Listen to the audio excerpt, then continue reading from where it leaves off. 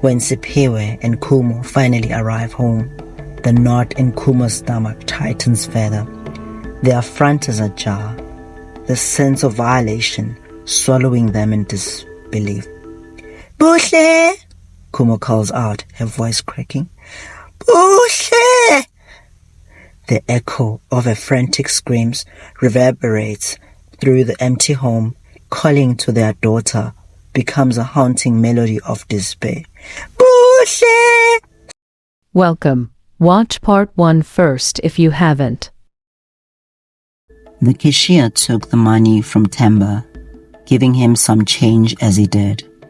Temba felt a twinge of guilt wash over him.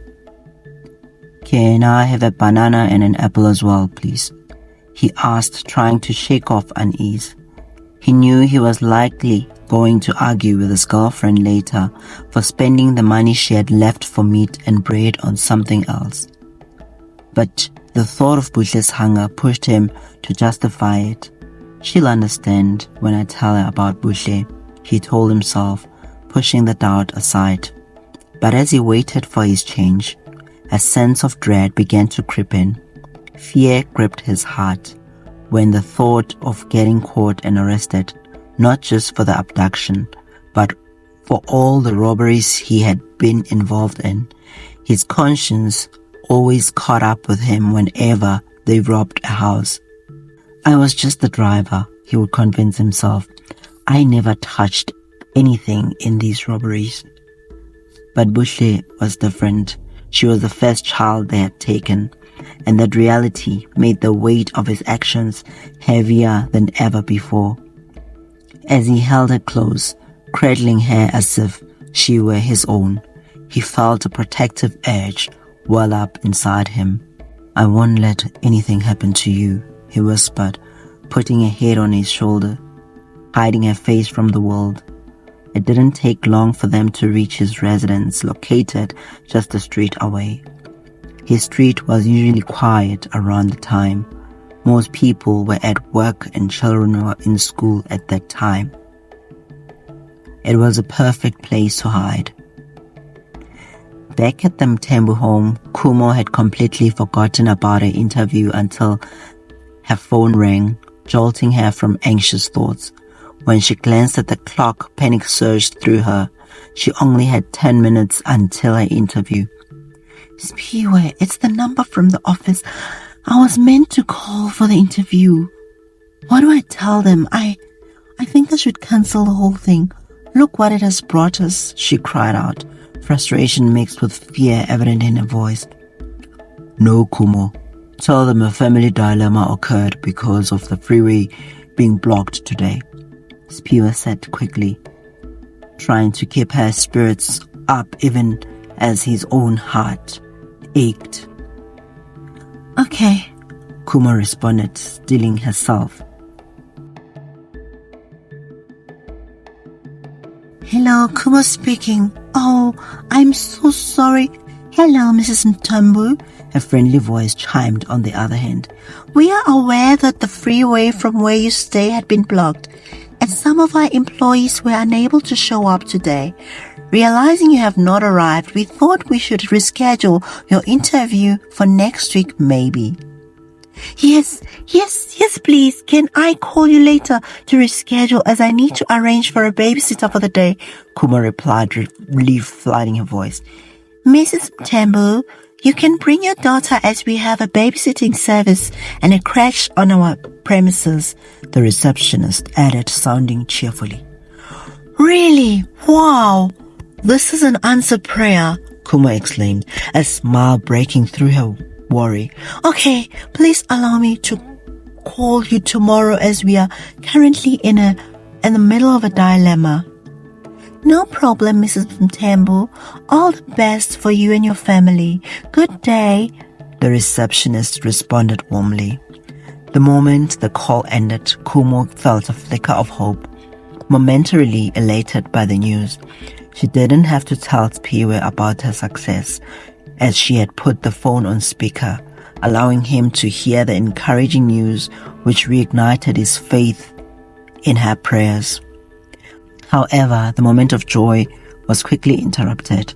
One of their neighbors, Mrs. Moluko, her full-time housewife, suggested in a concerned voice, "Maybe we should call the police, since this was a house robbery involving a child abduction." The others murmured in agreement, but then another lady chimed in, "But this could get Kumo into trouble with the child services for leaving a toddler alone at home." "She's right. This was the first time, and it was meant to be just for a few minutes." Another neighbor defended Kumo, but her words did little to soothe the growing tension.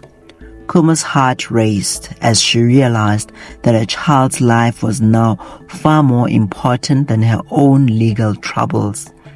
If she was charged with child negligence, there was a battle she would face later. We have to do what's right to protect Buhle," she declared, her voice trembling yet resolute. "No, Kumo. Let's not involve the police," Spew interjected, his brow furrowed with concern. "What if they start accusing us of other things we don't have business with?" His voice carried a hint of a plea, wanting to shield his family from further scrutiny. The comment raised eyebrows among the small community gathered around them. Whispers circulated. Some suspected Sipiwe might be hiding something, maybe even that he had sold their daughter. The atmosphere thickened with suspicion. Kumo, a discerning woman who sensed the unease in the crowd, was determined. "We need the police involved," she asserted, her voice steady. "If they can help find our daughter, it's worth the risk." Just then, one neighbor recalled seeing a car that matched the description given earlier. "I've seen that car in another neighborhood," he stated, his voice rising with agency. The rest of the group leaned in, interest piqued. "All we need is the car registration." As this information flowed, Kumo felt a surge of hope mixed with anxiety. Every minute that passed felt precious, each second ticking away like a countdown. The mix of worry and determination spurred her to action. "Let's take note of the details. Gather anything we have and report it," she suggested, moving among the neighbors who seemed to rally behind her. Back in the quiet neighborhood, Temba hurriedly entered his home, still holding Buhle securely in his arms. He locked the door behind them, his heart racing. The little girl looked around, a hint of confusion in her innocent eyes. The small, dimly lit living room with a bed, clothing cupboard, a small wall-mounted TV, a couch, and other house items all in one room felt foreign to her, a stark contrast to the warmth of her home. "Where are we?" Buhle asked quietly, still trusting him as the stranger who carried her. "This is my home," Temba said, kneeling to her level, his voice softer now. "Can I get you something to eat?" Buhle nodded. "Just wait here," he said. As he stepped into the small kitchen, the guilt began to sip in again. He glanced at the items in the shopping bag, the milk, the porridge, and the fruit he had bought, all meant for someone who should never have left her home. His heart sank with the weight of his situation. He had taken her from her family, yet now he felt a fierce, protective instinct towards her. No more stealing, he told himself, no more running. In that moment, a wave of clarity washed over him. He was tired of living this life of crime, tired of the chaos and the fear that followed every decision. He wanted a different path. Buhle, meanwhile, sat on the worn-out couch, still scanning the room. "I'm really hungry," she said softly, disrupting his thoughts. "Your food is coming," Temba had to remind himself to be calm. He poured some milk into a bowl and mixed in the porridge, the smell bringing back memories of his own childhood. He quickly stirred before putting it in front of her. "Here you go. It's warm." As Buhle took her first spoonful, a sense of relief washed over him. Maybe he could still do something good. Maybe this was his chance to be a protector rather than a thief.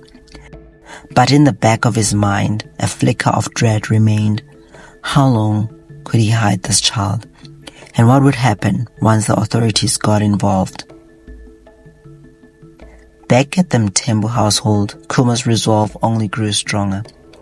"We need to act quickly," she said, her resolve bolstered by the support of the neighbors. "If we have a vehicle description, every moment counts."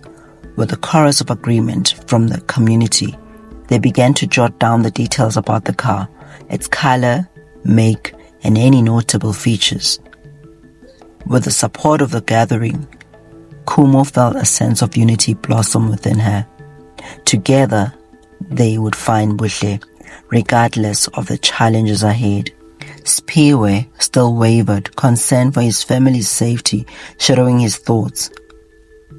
"Kumo, let's just think about it," he started, but she cut him off, her voice rising. "Spiwe, our daughter's life is at stake. We need to be protective." The discussion escalated as neighbors debated the merits and risks of involving the authorities. Some supported Kuma's insistence, while others echoed Sipiwe's caution, igniting a clash of opinions that filled the air with tension. The scene caught the attention of passerbys, and whispers rippled through the township about the Mthembus and their missing daughter, a tragedy that transformed into a community cause. "Enough," called Mrs. Muluk, stepping forward with a resolute stance. "We support Kumo. We will call the police and stand by the Mthembus. We owe them that much." In that moment, a united front became clear, and Kumo felt a glimmer of hope that affected everyone in the community. They reached for their cell phones, ready to make the call, while Kumo and Sipiwe exchanged a meaningful glance. "Let's make sure the police know it's involved with the child," Kumo urged, her conviction unshaken. "If we work together, we can find her." Back in the garage, Themba felt the weight of time slipping through his fingers. While Buhle finished her porridge, he knew he had to tread carefully, wanting to do what he thought was right before feeling the pressure building. Just as he was about to step out again to get supplies from inside the house, there was a sudden knock at the door that made his heart drop. "Who is it?" he called, trying to sound casual, but he could feel the tension in his body heighten. "It's me, Aziz." He unlocked his door and Aziz burst through the door, his face pale. "The word is out. They are looking for the little girl. Everyone is talking about it. We need to lay low." The panic surged in Themba's chest. "We can't keep her here like this, Aziz. What do we do?" Aziz glanced at Buhle, who was innocently playing with the pan on the table. "You said she was safe. You need to take her back before they start looking too closely at us." "Yeah, meaning I have to risk everything," Themba replied sharply, the protective instincts rising within him. "I can't just send her back alone without a plan." The two exchanged tense looks, the air thickened with weight of uncertainty and impending danger. Themba realized that he was now caught between two worlds, the life he had known and the innocent child before him who had somehow stolen his heart. As Kumo and Sipiwe waited for the police and prepared to share everything they knew, hope intermingled with fear. The community rallied behind them, demonstrating the power of unity in the face of crisis. With hearts racing, they knew that this was only the beginning of what would become a lengthy, unfolding series of events, each choice leading them closer to the resolution they so desperately sought. Both Kumo and Sipiwe, unaware of the crossover of their daughter's fate with the man who had abducted her, found themselves standing at the precipice of revelation. In the narrow space between loss and love, lives were destined to intertwine in ways that never imagined.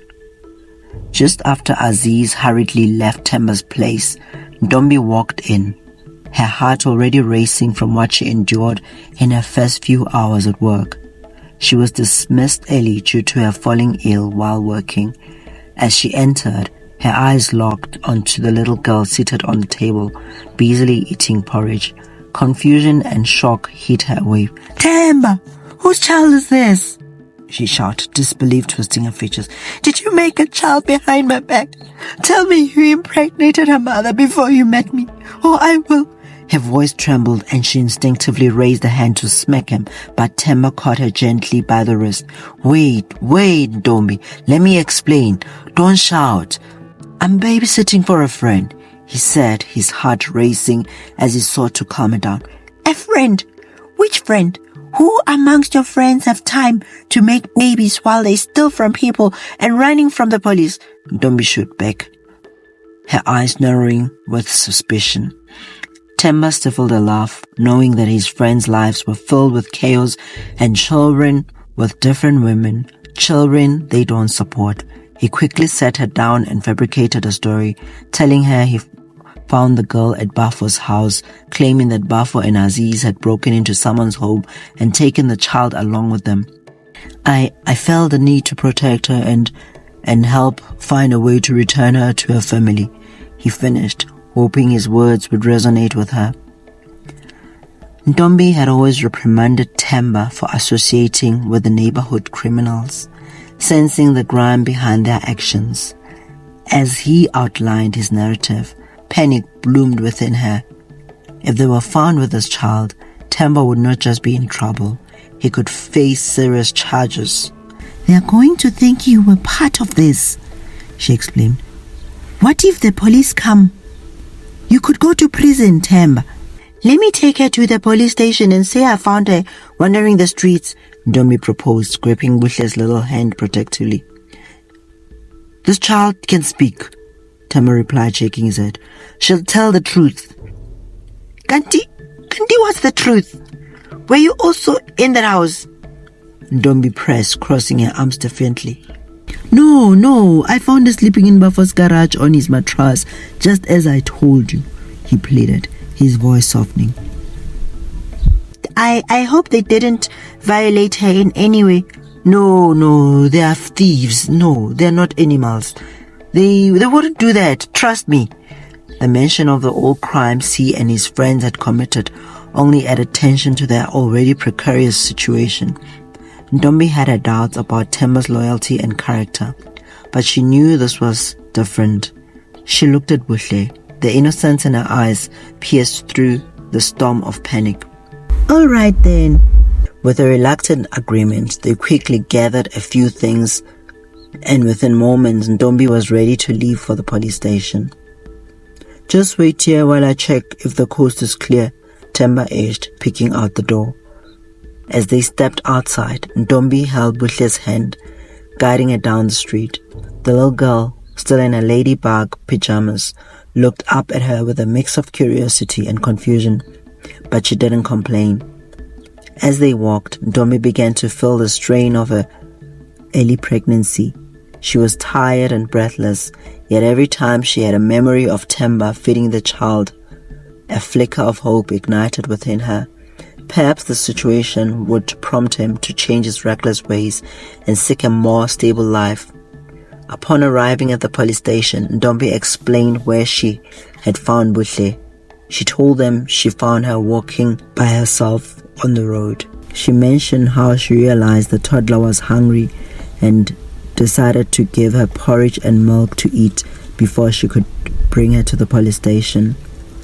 Holding tightly onto a plastic bag containing an apple and a banana, Buhle looked up at the police officer behind the counter, her wide eyes sparkling. "Are you taking me to my mommy?" Buhle asked innocently. "We will do our best to find who your mommy is and call her to come get you," the officer replied, doing his best to reassure the frightened little girl. "Kumo! My mommy is Kumo. She has a smile on her face and small eyes when she laughs. Daddy is big and strong and wears glasses," Buhle announced proudly. Ntombi was taken aback by Buhle's clarity and articulation. "Wow, what a smart little girl," she thought, internally wrestling with the decision to put this narrative. Would the child stick to the story she crafted for her? The officer leaned down, his tone gentle. "Do you know your name?" "Hello, My name is Bushem Tembu. I'm 3 years old. My mommy is Kumo. My daddy is Piwe, she said confidently, as if reciting a line she had memorized. Ndombi's heart raced as she watched. Dread and guilt crept in, but she had already committed herself to the plan. Knowing people were quick to share information online, she pulled out her cell phone and opened the most popular social media app. As she typed Bushem Tembu missing, a flood of posts appeared from concerned neighbors. It was information that could potentially reach Kumo, but she hesitated to show the officer anything that might cause conflict between them. Deciding to act discreetly, she texted the number she saw on the post. Call or come to Nkunzi police station. I found your daughter on the street and brought her here. Ndombi. Meanwhile, at home, Kumo's phone buzzed with the incoming text. Reading it, her heart raced in a mixture of hope and surged through her. She quickly called the number that texted her. Hello, is that Ndombi? I hope this is not a sick joke. Where's my daughter? Kumo's voice was sharp, the worry evident. Hi Kumo, I'm not joking. You can talk to her now or the police officer, Ndombi quickly reassured her, a sense of urgency in her tone. No, I want to hear my daughter's voice, not the police. Please tell me she's fine, Kumo cried, desperation lacing her words. Ndombi handed the phone to Bushle, encouraging her to speak. Hello, mommy. Where are you? When are you coming to get me? I ate porridge and milk. The uncle fed me. Come get me, mommy. As the innocent words flowed from Bushle's mouth, Kumo felt the tension in her heart release. Her crisis felt like it might soon be resolved, but as the call continued, Ndombi's heart sank a little deeper at the consequences of her actions. Now, as reality began to catch up with Temba and Ndombi, they would have to navigate the delicate tightrope formed by the choices of deception, loyalty, and the urgent need for redemption. Would the choices they made lead to salvation or further entangle them in a web that felt increasingly complicated? Only time would tell, as the threads of their lives continually wove tighter together in the wake of the fateful decision. Kumo was overwhelmed with joy after speaking to the police officer who confirmed that her daughter was safe at the station.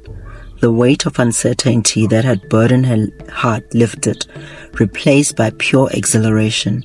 She quickly called Sipiwe, her voice trembling with excitement. Sipiwe, they found our baby! At that moment, Sipiwe was with a couple of community members, having just located Aziz and Bafo based on information they received about where Aziz lived. Tension filled the air, and the men debated whether to confront the boys and take the law into their hands by beating them up until they told the truth about Bushle's whereabouts, or call the police on them for what they have done. Hold on, Spew interjected, his voice breaking through the noise. My daughter is safe at the police station in this area. We can't resort to violence. Let's call the police while I go fetch Kumo so that we can go get our daughter, he urged, his priority focused on getting to his family. Kumo hung up, still bustling with happiness. Thank you, God! Thank you, Jesus! She shouted. Unable to contain her gratitude, she told her neighbors, and everyone rejoiced. On the way to the police station with her husband, her voice lifted into song. You are faithful, oh Lord. You are faithful, oh Lord. Every day and every hour, you are faithful, oh Lord. Her heart overflowed with praise and hope, and Spear found himself singing along with her. As they reached the police station, Kumo could hardly wait for Spear to find parking. She leapt out of the vehicle and rushed inside, scanning the room for her daughter. When she spotted Bushle sitting on Ndombi's lap, all exhaustion melted away, the little girl saw her mom, stood up and ran into her mother's arms, a radiant smile breaking across her face. "Mommy!" Spear walked in just then, and upon seeing his wife and daughter reuniting, he hurried over to embrace them both tightly. The flood of emotions in the room was palpable. Joy, relief, and love enveloped them, creating a warm cocoon amid the chaos surrounding them. Ntombi and the police officer looked on, hands clasped with happiness for this family, witnessing what true love felt like in a moment of crisis. As the police officer stepped forward, he remembered the paperwork involved. "We need to take statements," he said, noting that the family had originally alerted the police station in their area about the robbery and missing child. Spear quickly filled Kumo in on the details. "The suspects have been apprehended. Police are on their way to make arrests." As he spoke, Ntombi's heart sank at the thought of them naming Themba as an accomplice. Moments later, the door swung open and the police filed in, escorting Aziz, Bafo, and Themba into the station. At the sight of Themba, Buhle beamed, pointing energetically. Mommy, here is the man who brought me a banana and an apple and gave me porridge and milk." Kumo felt a surge of gratitude wash over her, and instead of anger, she viewed Themba with compassion. "Thank you, my brother," she said earnestly. "You may not have planned your life to be in this company, but your actions show that what Satan meant for evil, God used you for good. I appreciate you being here for Buhle. May God help you, and may you make this your turning point." Themba looked at her and looked down and shook his head. Turning her attention to Bafo and Aziz, she continued, "I pray that you two will change your ways too. I forgive all of you.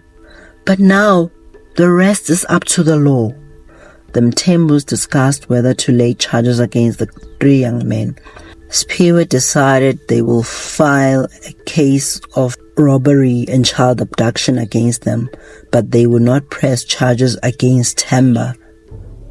Recognizing the complexities of his situation, with the three young men locked up, they would have to appear in court for their crimes. Based on items found in Bafo and Aziz's garage, they would face charges of house robbery and other minor thefts. Child abduction charges were added to Bafo and Aziz's list. As the dust began to settle around the family's reunion, Ntombi took a deep breath, feeling the weight of the day's events crashing down on her. "Themba," she said slowly, catching him off guard while waiting to be booked into the cells. "There's something I need to tell you." Her voice trembled with the news she had been holding in. "I'm pregnant." The surprise on his face was mixed with fear and joy. "Wow, what do we do?" he stammered, his mind racing over what lay ahead. "You got to make better choices, Themba," she urged, forcing the seriousness of their situation into the conversation. "You've got to change."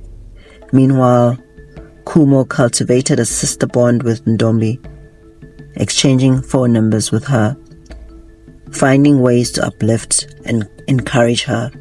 She invited Ntombi into her life, sharing wisdom through God's word and strength gained through her own trials, establishing a sense of unity after the rough patch they navigated. She also helped her with books on pregnancy and childbirth.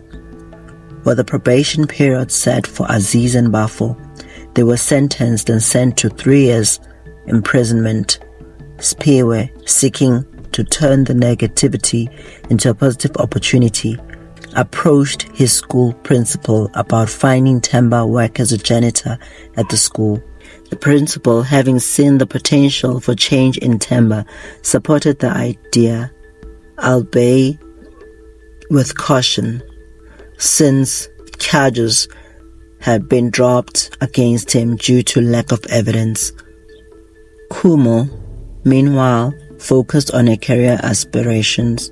Armed with renewed hope, she went for a job interview as a recruitment specialist at the company that had called her for an interview on the fateful day. Her determination paid off when she received the offer right after the interview, and she felt ready to thrive in her new role. I can also enroll Buhle in the crèche they have at this company, she thought with a smile, imagining her daughter playing happily with other children her age while she worked in the office. However, not everything was easygoing at home. One evening, as Sipiwe and Kumo sat across from each other, Buhle sleeping in her bedroom, Sipiwe confessed, "I need to be honest with you. I made a loan from a friend, a loan shark. I thought I could manage it, but now I'm over my head and he doesn't stop calling me. I don't know how to go about and finish this debt off." Kuma's heart sank, but she responded gently, "We'll find a way to pay it off. But we need to be careful. These type of creditors can keep you indebted for a lifetime." Together, they prayed for guidance and wisdom. Through careful financial planning and prayer, they began repaying the loan shark, navigating the murky waters of financial obligations with caution. Sipiwe found a renewed faith in prayer, realizing how God came through for them, recognizing the power of their community support and their passionate commitment to God. He began to see the change in himself as he committed to attending church regularly with Kumo. Together with Buhle, they started having family devotions and prayer every night after supper. Inspired by their experiences, Sipiwe and Kumo decided it was time to mend the ties they had with his family in KwaZulu-Natal. They made their journey back, intending to share their testimony and faith with those who had once viewed their decisions with skepticism. Upon arrival, Sipiwe stood before his family, his heart full and determined. "I want to tell you all that I'm now committed to Christ. I won't be partaking in ancestral events anymore, but I plan to minister to you all about the goodness of God and the power of prayer," he declared, expectation glimmering in his eyes. He shared how God came through for his family and used incidents in their lives to show his power and majesty. With Kumo by his side, they dedicated their time to prayer for their family, seeking healing and understanding. It was a moment of reckoning, where all wounds were addressed and bridges were rebuilt in faith, strength, and love. As the sun set over KwaZulu-Natal, Sipiwe and Kumo felt a sense of closure, but also a new beginning, for their journey had transformed them from a family caught in the crossfire of trials to a family rooted in faith, love, and unfaltering hope.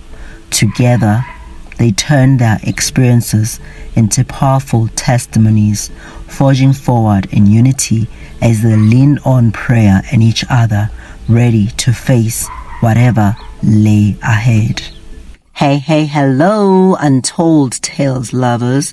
Thank you once again for tuning in and watching the second part of the story by Untold Tales.